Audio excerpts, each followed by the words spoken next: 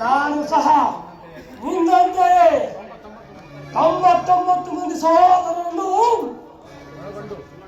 ವಹಿಸಿಕೊಂಡು ದಿವ್ಯ ಸಿಂಹಾಸನವನ್ನು ಏರಿ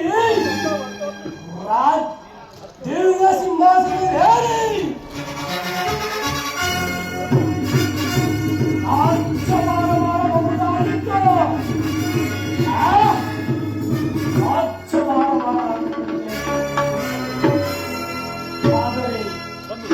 ಆದರೆ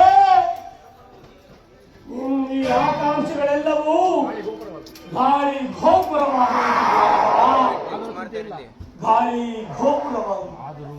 ಆದರೂ ಚಿಂತೆ ಇಲ್ಲ. ಜಗತ್ತನ್ನು ಬಳಸಿ ಫಲವಿಲ್ಲ.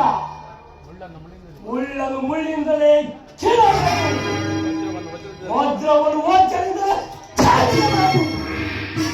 ಅದರಲ್ಲಿಯೂ ನಿನ್ನಂತ ಮೋಸಗಾರರನ್ನು ಮೋಸದಿಂದಲೇ ನಾಶಪಡಿಸಬೇಕು ಎಂಬ ಹಿರಿಯ ನಾನುಡಿಯಂತೆ ನಿನ್ನನ್ನು ಹಳೆಗೂ ಹಳೆಗೂ ಅಡ್ಡ ದಾರಿಯನ್ನೇ ಇರಿಸುವೆನು.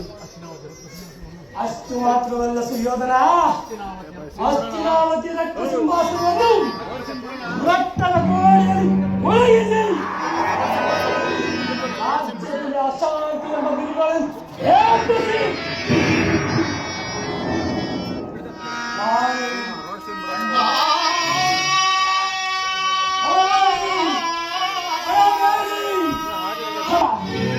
ನರಕದಲ್ಲಿ ಲಾಂಛನ ಮಾಡಿ